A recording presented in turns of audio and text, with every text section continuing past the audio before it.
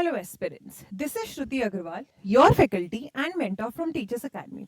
So today we are going to discuss about non-probability sampling. As you all know, हमने अभी previous class में probability sampling के ऊपर discussion किया था. इस वाली वीडियो में हम non-probability sampling के बारे में discuss करने वाले हैं. ठीक है, तो चलिए वीडियो की तरफ बढ़ते हैं और पढ़ते हैं आखिर में नॉन प्रोबेबिलिटी सैम्पलिंग का क्या मतलब होता है.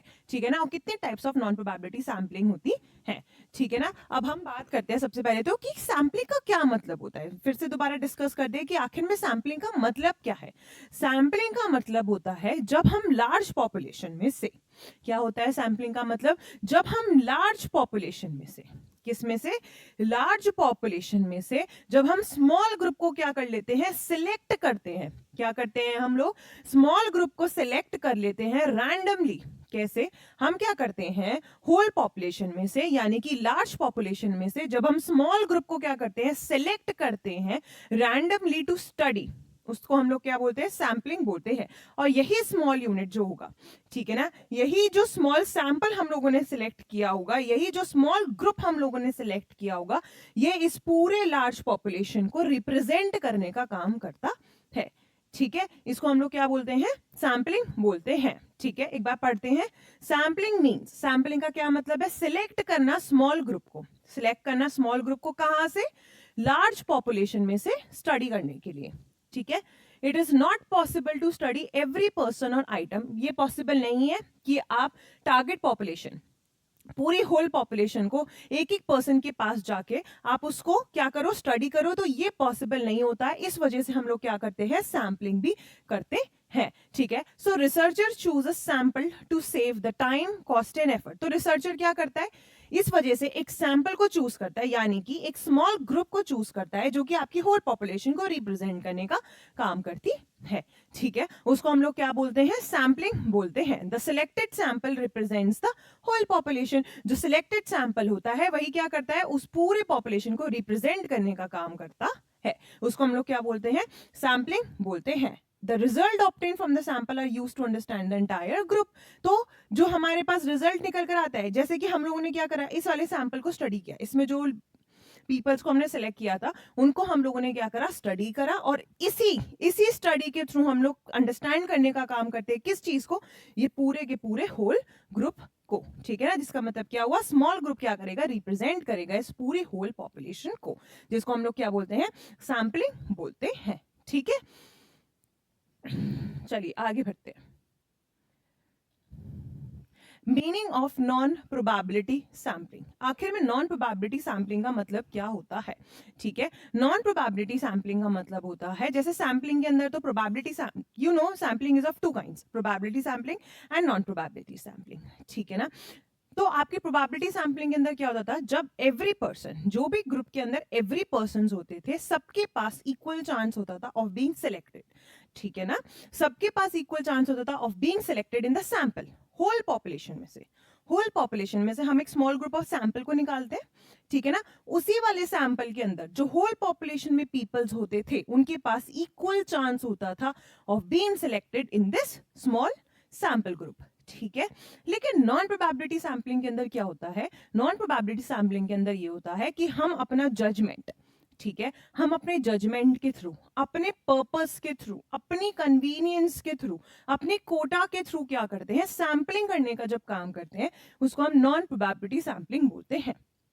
ठीक है, इससे आपको एक बात समझ में आई, अगर मैं अपनी कन्वीनियंस के हिसाब से, ठीक है, अगर मैं अपने कन्वीनियंस के हिसाब से जब मैं पॉपुलेशन में से पीपल्स को सिलेक्ट करूंगी, तो क्या सबके पास इक्वल चांस होगा ऑफ बीइंग सिलेक्टेड, बिल्कुल नहीं होगा. तो उसको हम क्या बोलते हैं, non probability sampling. Probability sampling means जहां पे हर पर्सन के पास पॉपुलेशन में इक्वल चांस होता है ऑफ बीइंग सिलेक्टेड.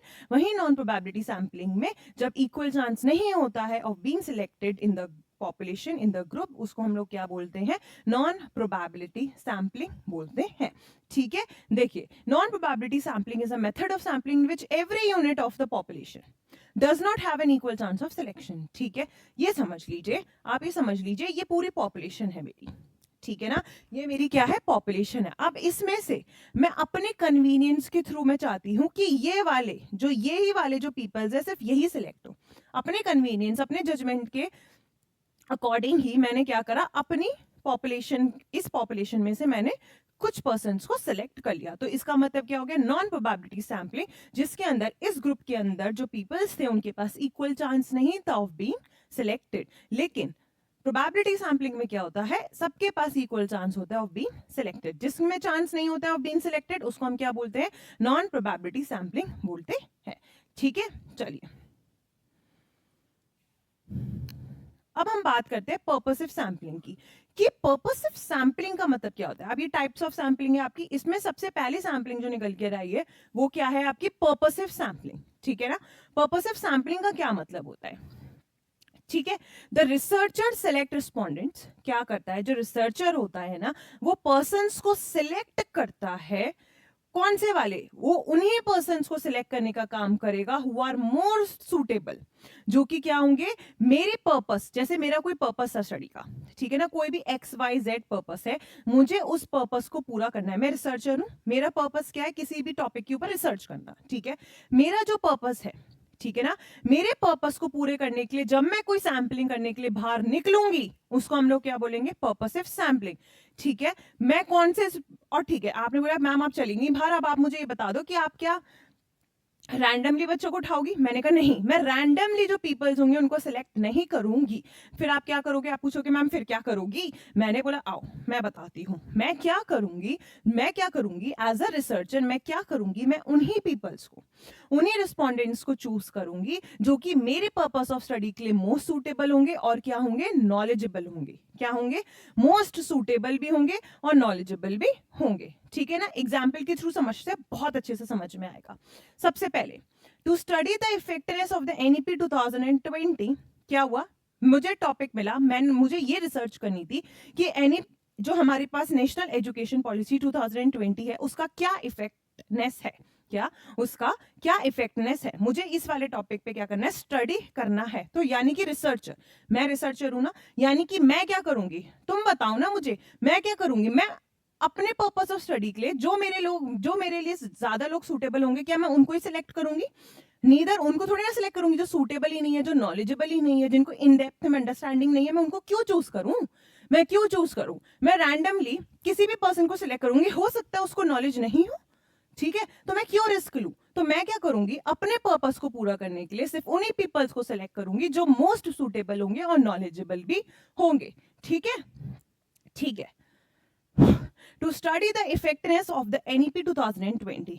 ठीक है, ये मेरी रिसर्च का एक टॉपिक था कि मुझे इफेक्टनेस देखना है NEP 2020 का। तो एज अ रिसर्चर सेलेक्ट, तो रिसर्चर किसको सेलेक्ट करेगा, यानी कि मैं किसको सिलेक्ट करूंगी, एजुकेशन पॉलिसी के एक्सपर्ट्स को, जो नेशनल एजुकेशन पॉलिसी के एक्सपर्ट्स होंगे, मैं उनको क्या करूंगी, सिलेक्ट करूंगी, या फिर सीनियर एकेडमिक्स में जो लोग होंगे उनको सिलेक्ट करूंगी, ना कि रेदर देन जनरल टीचर्स। ठीक है, ना कि उन लोगों को सिलेक्ट करूंगी जो कि एक जनरल टीचर्स है। अब आप पूछोगे मैम आप इन दोनों को क्यों सिलेक्ट करोगे आप, एजुकेशन पॉलिसी एक्सपर्ट्स तो वही होंगे ना जिन्होंने एजुकेशन पॉलिसी में उनका भी इन्वॉल्वमेंट होगा, जिनको NEP 2020 के बारे में डीप अंडरस्टैंडिंग्स होंगी। ठीक है ना, जिनको डीप नॉलेज होगी, है ना, वही तो है ये वाले लोग, एजुकेशन पॉलिसी एक्सपर्ट्स वही तो है जिनको डीपली अंडरस्टैंडिंग, डीपली नॉलेज है NEP 2020 की। ठीक है, तो क्या ये मेरे लिए मोस्ट सूटेबल होंगे, कि मेरी रिसर्च में क्या होगा, क्या ये मेरे लिए मोस्ट सूटेबल होंगे जिसके थ्रू जो मेरी रिसर्च का पर्पस होगा वो क्या हो जाएगा, अकम्प्लिश हो जाएगा, होगा कि नहीं होगा, होगा ना। तो पर्पसिव सैम्पलिंग का मतलब क्या होता है कि जो रिसर्चर होता है ये उन वाले पर्सन्स को सिलेक्ट करता है जो उसके पर्पस के लिए सूटेबल होते हैं और बहुत ज्यादा नॉलेजेबल होते हैं, उसको हम क्या बोलते हैं, पर्पसिव सैम्पलिंग बोलते हैं। ठीक है, चलिए आगे बढ़ते हैं। Next is the convenience sampling. Next क्या है हमारे पास, कन्वीनियंस सैम्पलिंग की हम बात करते हैं। ठीक है ना, एक मिनट, सबसे इंपॉर्टेंट थिंग, एक चीज भूल गई मैं, आई एम सो सॉरी, एक चीज मैं आप लोगों को बताना चाहती हूं, जो पर्पसिव सैम्पलिंग होता है इसको हम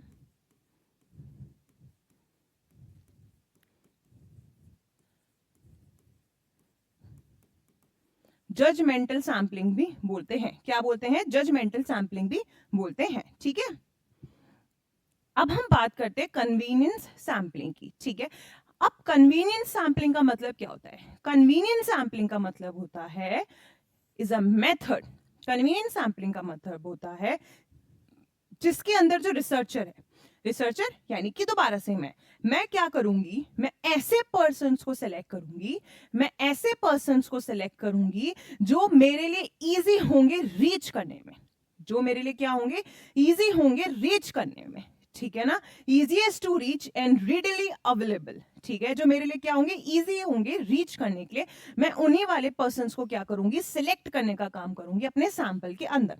उसको हम क्या बोलते हैं, कन्वीनियंस सैम्पलिंग बोलते हैं, ठीक है। जैसे कि एग्जाम्पल के थ्रू समझते हैं, बहुत अच्छे से समझ में आएगा।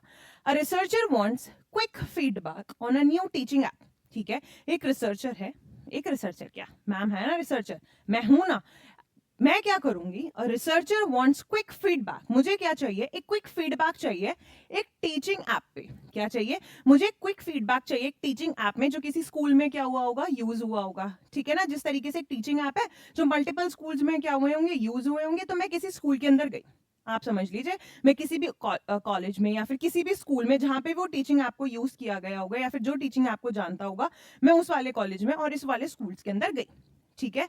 मैंने क्या करा, मुझे एक क्विक फीडबैक चाहिए था न्यू टीचिंग ऐप के बारे में, ठीक है, तो मैंने क्या करा, पीपल्स को सिलेक्ट करा, क्या करा, पीपल्स को कलेक्ट किया from students sitting in the college canteen, ठीक है, मैंने कहां से उनको सिलेक्ट किया, मैंने कहां से उन लोगों को सिलेक्ट किया, मैंने उन लोगों को सिलेक्ट किया कैंटीन से, क्योंकि अगर आप कॉलेज के या फिर स्कूल्स की कैंटीन्स में जाओगे तो वहां पे यूजुअली जो स्टूडेंट्स होते हैं वो बैठे होते हैं, ठीक है ना, जो स्टूडेंट्स होते हैं वो एंजॉय कर रहे होते हैं, तो आप इजिली उन तक पहुंच सकते हो, ठीक है ना, इजिली वाले जो स्टूडेंट्स होंगे वो एक्सेसिबल होंगे आप लोगों को, ठीक है। तो रिसर्चर क्या बोल रहा है, कन्वीनियंट सैम्पलिंग क्या बोल रहा है, रिसर्चर जो होगा वो उन्हीं पीपल्स को सिलेक्ट करता है जो इजिली है, क्या होते हैं, इजी है टू रीच। तो रिसर्चर को जब क्विक फीडबैक चाहिए था टीचिंग ऐप के बारे में, तो वो कहां गया, कॉलेज की कैंटीन में गया, जो कि स्टूडेंट्स के पास, जो कि सिट कहां पे बैठे हुए थे, कॉलेज की कैंटीन में बैठे हुए थे, और वो उनके पास क्यों गया, because they are easily accessible, क्यों गया, क्योंकि जो वहां पे रिस्पॉन्डेंट्स थे वो इजिली एक्सेसिबल थे, ठीक है, उसको हम लोग क्या बोलते हैं, कन्वीनियंट सैम्पलिंग बोलते हैं।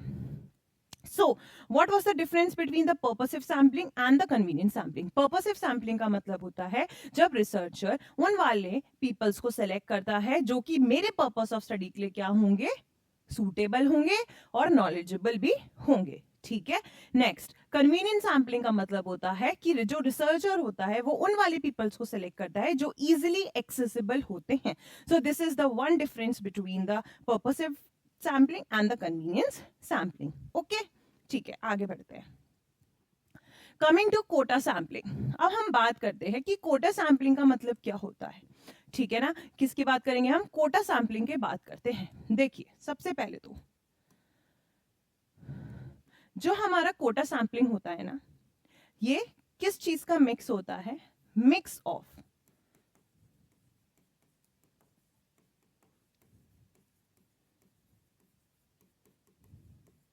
stratified sampling and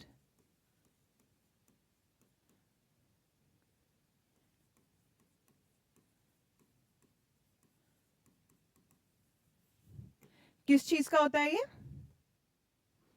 एक तो आपका किस चीज का होता है, it is an mix of stratified sampling and the convenience sampling. किसका मिक्स होता है, आपके स्ट्रैटिफाइड सैम्पलिंग का और आपके कन्वीनियंट सैम्पलिंग का क्या होता है, मिक्स होता है, ठीक है ना। अब देखिए कैसे, stratified sampling is a part of a probability sampling. Stratified sampling का मतलब क्या होता था कि मैम जो हेट्रोजीनियस क्या होती थी, आपकी पूरी पॉपुलेशन होती थी, उसमें मैं होमोजीनियस ग्रुप्स के अंदर क्या करती थी, उस पॉपुलेशन को डिवाइड करती थी। उसके बाद जो होमोजीनियस ग्रुप होता था उसमें से मैं रैंडमली पीपल्स को सिलेक्ट करती थी, उसको हम बोलते थे स्ट्रैटिफाइड सैम्पलिंग, ठीक है। कन्वीनियंट सैम्पलिंग का मतलब होता था मैं उन वाले पर्सन्स को सिलेक्ट करती थी जो इजी है, एक्सेसिबल, ठीक है ना, जो कि क्या है, इजीली एक्सेसिबल है, मैं उन वाले पीपल्स को सिलेक्ट करने का काम करती थी, उसको हम क्या बोलते थे, कन्वीनियंस सैम्पलिंग बोलते थे, ठीक है। अब हम बात करते हैं कि कोटा सैम्पलिंग का क्या मतलब है। Quota sampling is a method, quota sampling क्या है, ये एक ऐसा मेथड है जिसके अंदर सबसे पहले मैं पॉपुलेशन को डिवाइड करूंगी डिफरेंट डिफरेंट कैटेगरीज में, क्या करूंगी, इस वाली पॉपुलेशन को मैं डिवाइड करूंगी डिफरेंट डिफरेंट कैटेगरीज में, किसमें, डिफरेंट डिफरेंट कैटेगरीज में डिवाइड करूंगी। जैसे मैं स्ट्रैटिफाइड सैम्पलिंग में भी तो यही कर रही थी, हेट्रोजीनियस ग्रुप को different different categories of homogeneous मैं क्या कर रही थी, डिवाइड कर रही थी। इसी तरीके से मैं क्या करूंगी, कोटा सैम्पलिंग में भी सबसे पहले पॉपुलेशन को डिवाइड करूंगी डिफरेंट कैटेगरीज के अंदर। उसके बाद and a fixed number of unit is selected, उसके बाद क्या करूंगी, जो भी फिक्स्ड नंबर यानी कि जो भी मेरा कोटा होगा उसको पूरा करने के लिए जो भी फिक्स्ड नंबर ऑफ यूनिट्स को मैं सिलेक्ट करूंगी, वो कैसे करूंगी, कैसे करूंगी, नॉन रैंडम बेसिस पर। कैसे करूंगी, नॉन रैंडम बेसिस मतलब अपने कन्वीनियंस के हिसाब से। कन्वीनियंस का मतलब जो इजीली एक्सेसिबल होंगे मैं उसके अकॉर्डिंग ही क्या करूंगी, सिलेक्शन करने का काम करूंगी। उसको हम क्या बोलते हैं, कोटा सैम्पलिंग बोलते हैं, जिसमें सबसे पहले हम क्या करेंगे, पॉपुलेशन को डिवाइड करेंगे डिफरेंट डिफरेंट कैटेगरीज के अंदर, और उसके बाद एक फिक्स्ड नंबर ऑफ यूनिट्स को हम सिलेक्ट करने का काम करेंगे नॉन रैंडम बेसिस पर। उसको हम क्या बोलते हैं, कोटा सैम्पलिंग बोलते हैं। ठीक है, एग्जाम्पल के थ्रू समझते हैं। Find out which smartphone brand is preferred in a town. हमें ये फाइंड आउट करना है कि कौन सा स्मार्टफोन जो है वो प्रिफर्ड किया जाता है टाउन के अंदर। टाउन की जो पॉपुलेशन है वो कितनी है, थाउजेंड्स पीपल्स की है, जिसमें से 500 मेंस है और 500 क्या है, वुमेन्स है। थाउजेंड्स पीपल्स का क्या है, ग्रुप है, 1000 पीपल की पॉपुलेशन है, जिसमें से 500 तो क्या है, मैन है, और 500 क्या है आपके पास, वुमेन्स है। अब जो सैंपल साइज मुझे चाहिए था वो कितना था, 100 पीपल्स का। कितने पीपल्स का मेरे को सैंपल साइज चाहिए, 100 पीपल्स का सैंपल साइज चाहिए, जिसमें मेरा कोटा क्या है, मेरा कोटा का क्या है, मुझे 50 मेंस चाहिए। मेरा कोटा क्या है, उसमें से मुझे 50 मेंस चाहिए और 50 क्या चाहिए, वुमेन्स चाहिए। लिखा है ना, मेरा कोटा क्या है, मेरा कोटा ये है कि मुझे 50 मेंस चाहिए और 50 क्या चाहिए, वुमेन्स चाहिए। मेरा सैंपल साइज क्या है, 100 पीपल्स का है। ठीक है, अब मैंने क्या करा, उसके लिए मैंने क्या करा, मैं किसी मॉल के बाहर जाके खड़ी हो गई। ठीक है ना, क्या करा, मैं किसी मॉल के बाहर जाके खड़ी हो गई। You stand outside a mall. ठीक है, क्या हुआ, मैं किसी भी मॉल के अंदर जाके क्या हो गई, खड़ी हो गई। ठीक है, and ask people to take a survey. ठीक है ना, और मैं पीपल से पूछती चली गई कि कौन सा ब्रांड आपको ज्यादा पसंद है, कौन सा ब्रांड आप लोग प्रिफर करते हैं। इस तरीके से मैं पूछती चली गई। अब आप पूछोगे मैम कैसे पूछ रहे हो, लड़के से पूछ रहे हो, लड़कियों से पूछ रहे हो, कैसे आप अपना कोटा पूरा करोगे, कैसे आप स्टडी करोगे, ये बताओ। देखो, मैं मॉल के बाहर जाके खड़ी हो गई। ठीक है ना, सबसे पहले तो मैंने क्या करा, मुझे अपना कोटा पूरा करना था। मेरा कोटा क्या था, 50 मेंस और 50 वुमेन्स। तो मैंने सबसे पहले क्या करा, मॉल के बाहर मैं जब खड़ी हो गई तो जो भी फर्स्ट 50 मेंस मॉल्स के अंदर से निकल रहे थे, जो इंटरेस्टेड थे, ठीक है ना, जो भी 50 मेंस मॉल्स के अंदर से निकल रहे थे जो इंटरेस्टेड थे सर्वे में, मैंने उन लोगों से क्या करा, पूछा। ठीक है ना, मैंने उन लोगों को क्या करा, उन लोगों से पूछा। ठीक है ना, इसी तरीके से मैंने सबसे पहले क्या करा, स्टार्टिंग के जो भी 50 मेंस थे जो इंटरेस्टेड थे, मैं फिर से बोल रही हूँ, आप बोलो कि मैम कुछ लोग जो इंटरेस्टेड है ऐसे मुंह बना के चले गए, उनका क्या, इग्नोर, फिर दूसरा मैं लूंगी। लेकिन जो भी स्टार्टिंग के 50 मेंस निकल कर आएंगे, जो भी स्टार्टिंग के 50 मेंस होंगे जो इंटरेस्टेड होंगे सर्वे के अंदर, जिनसे मैं पूछूंगी और जो मुझे जवाब देगा, ठीक है ना, इसी तरीके से जो 50 मेंस होंगे ना, सबसे पहले तो मैं उनको सिलेक्ट करूंगी। ठीक है, जब मेरी 50 मेंस फिनिश हो जाएंगे, जब मेरा 50 मेंस का कोटा फिनिश हो जाएगा, उसके बाद मैं 50 वुमेन्स को लूंगी। उसके बाद जो भी मेरे सामने स्टार्टिंग से 50 वुमेन्स आएंगी, फिर मैं उनको सिलेक्ट करने का काम करूंगी, उनको सर्वे करने का काम करूंगी। जैसे ही मेरे 50 मेंस का कोटा और जैसे ही मेरे 50 मेंस का कोटा क्या हो जाएगा, कंप्लीट हो जाएगा, वहीं मैं अपनी सैम्पलिंग को क्या करूंगी, रोक दूंगी। ठीक है, और जो भी सर्वे मुझे उन 100 पीपल से मिला होगा उसको मैं स्टडी करने का काम करूंगी। उसको हम क्या बोलते हैं, कोटा सैम्पलिंग बोलते हैं, जिसके अंदर हम सबसे पहले पॉपुलेशन को डिवाइड करते हैं डिफरेंट कैटेगरीज में। इसमें मैंने किस कैटेगरी में पॉपुलेशन को डिवाइड करा, मेंस में और वुमेन्स में। सबसे पहले मैंने दो कैटेगरीज के अंदर डिवाइड करा, एक मेंस में और एक वुमेन्स को मैंने क्या करा, डिवाइड करा। फिर उसके बाद a fixed number of units, जो इसमें मेरी फिक्स्ड नंबर ऑफ यूनिट्स क्या थी, 50 मेंस थे और 50 वुमेन्स थी। ठीक है, तो मैंने अपनी फिक्स्ड नंबर ऑफ यूनिट्स को क्या करा, in fixed number of units को सिलेक्ट करा नॉन रैंडम बेसिस पर। किस पे, नॉन रैंडम बेसिस पर। क्या पॉपुलेशन में तो इतने सारे मेंस और वुमेन्स थे, मैंने किसी को भी तो नहीं बुलाया ना। नॉन रैंडम मतलब स्टार्टिंग के 50 मेंस, स्टार्टिंग के 50 वुमेन्स। ठीक है, ये था मेरा कन्वीनियंस कि मुझे इजीली एक्सेसिबल थे वो, स्टार्टिंग के 50 मेंस, स्टार्टिंग के 50 वुमेन्स इजीली एक्सेसिबल थे, तो मैंने वो यूज करके क्या करा, अपना कोटा फिनिश किया।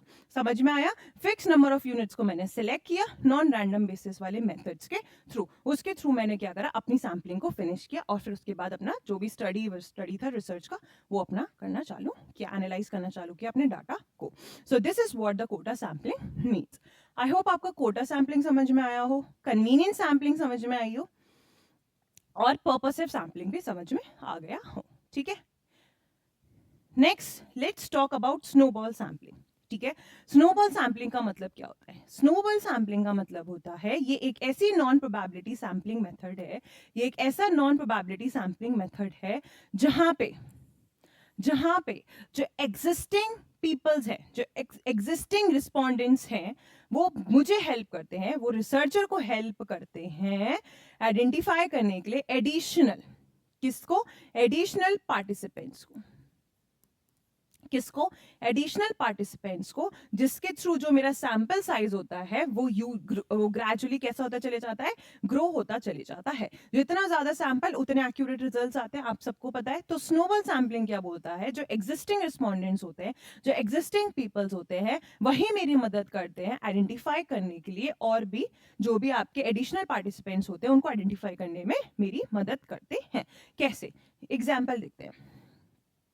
एक रिसर्चर को ये स्टडी करना था कि क्या प्रॉब्लम्स फेस करते हैं ड्रग एडिक्ट्स, ठीक है, कि कौन कौन सी प्रॉब्लम्स जो है वो ड्रग एडिक्ट्स जो होते हैं, ड्रग जो एडिक्ट्स होते हैं, जो ड्रग्स कंज्यूम करते हैं, उनको कौन कौन सी प्रॉब्लम्स होती हैं वो फेस करनी पड़ती है। तो एक मुझे रिस्पोंडेंट मिला, ठीक है ना। आपको भी पता है कि ड्रग्स के जो रिस्पोंडेंट्स होते हैं वो मिलना बहुत मुश्किल होता है। तो कैसे हुआ? Since such respondents are difficult to identify, ठीक है ना। आप सबको पता है कि ये वाले जो रिस्पोंडेंट्स है वो डिफिकल्ट होते हैं आइडेंटिफाई करने के लिए। तो रिसर्चर ने क्या करा? कांटेक्ट किया कोई भी एक ड्रग एडिक्ट के साथ, ठीक है। जो भी एक ड्रग एडिक्ट था उससे उसने क्या करा? कांटेक्ट करने की कोशिश की और उसको मिला, ठीक है ना। उसने उस ड्रग एडिक्ट से क्या करी? बात करी। जब उसने उस ड्रग एडिक्ट से बात करी तो उससे ये वाली बात भी पूछी कि तुम्हें तो और भी पर्सन्स पता होंगे जो ड्रग्स लेते हैं, फ्रेंड्स में, फैमिलीज में, या फिर कुछ भी एक्स वाई जेड, ठीक है ना। उस वाले ड्रग वाले पर्सन से पूछा कि आपको तो और भी लोग पता होंगे। तो ड्रग एडिक्ट जो मेरा एग्जिस्टिंग रिस्पोंडेंट था वो कौन था? ये जो एक ड्रग एडिक्ट था ये मेरा एग्जिस्टिंग रिस्पोंडेंट था। इसी के थ्रू जो मैं बाकी जो ड्रग कंज्यूमर्स थे उन तक पहुंची, उसको हम क्या बोलेंगे? स्नोबॉल सैम्पलिंग बोलते हैं। जब हम one person to another person, another person to another person, another person to another person जाने का काम करते हैं, उसको हम क्या बोलते हैं? स्नोबॉल सैम्पलिंग बोलते हैं, ठीक है। इस डायग्राम में देखिए, पहले एग्जाम्पल पूरा करते हैं। And then ask the person to refer other, each new participant helps in finding more respondents. Simple बात है, इसके अंदर क्या होगा? हर एक अलग अलग रिस्पोंडेंट जिनसे मैं मिलती चली जाऊंगी वो एक new new new new new new person से मुझे क्या करता चले जाएगा? फाइंडिंग्स कराता चले जाएगा, ठीक है ना। मैं हूं, ठीक है, मेरे पास जो भी मेरी फ्रेंड लेती होगी मैं उसका नाम दूंगी, मेरी उस वाली फ्रेंड जो किसी और फ्रेंड को जानती होगी वो उसका नाम लेगी। इस तरीके से रिसर्चर जो है वो जब इस तरीके से जाने का काम करता है, one person to another person, another person to another person, उसको हम क्या बोलते हैं? स्नोबॉल सैम्पलिंग बोलते हैं। आप इसमें देखिए, चालू मैंने किससे करा? ब्लू से करा। किससे चालू करा? मैंने ब्लू से करा। ये आपका ड्रग एडिक्ट पर्सन था। क्या था? ये ड्रग लेता था, ड्रग कंज्यूमर था, ठीक है ना। ये ड्रग कंज्यूमर था। इससे मैंने पूछा आप और भी तो ड्रग कंज्यूमर्स को जानते होंगे। उसने बोला हाँ मैं जानता हूं ना।